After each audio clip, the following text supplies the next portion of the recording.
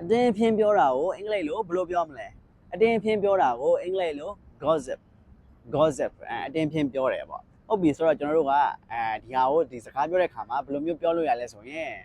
သူတို့တွေကစုံလိုက်ပြီဆိုတာနဲ့အခြားလူတွေအကြောင်းတင်းတုတ်တော့တာပဲအဲ့လိုမျိုးပြောချင်တယ်ဆိုရင် they always gossip about others they always gossip about others သူတို့တွေကစုံလိုက်ပြီဆိုတာနဲ့အခြားလူတွေအကြောင်းကိုအတင်းတုတ်တော့ကြတာပဲအဲ့လိုမျိုးပြောလို့ရတယ်ဟုတ်ပြီဆိုတော့ကျွန်တော်တို့ကဒါအောင်နောက်တစ်မျိုးကျွန်တော်တို့ဘယ်လိုမျိုးပြောလို့ရလဲဆိုရင်အကောင်မလေးကဒါတင်းတုတ်တာအဲ့လိုမျိုးပြောချင်တယ်ဆိုရင် that girl gossips too much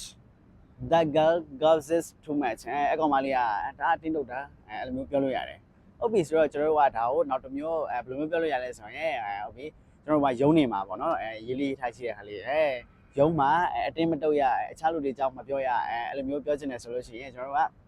please don't gossip at work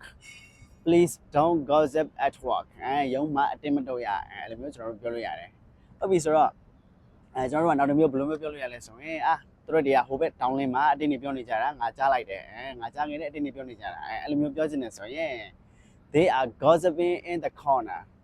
they are gossiping in the corner သူတို့ကဟိုဘက် down lane မှာအတင်းနေတုတ်နေကြတာအဲ့လိုမျိုးကျွန်တော်တို့ပြောလို့ရတယ်ဟုတ်ပြီဆိုတော့ကျွန်တော်တို့က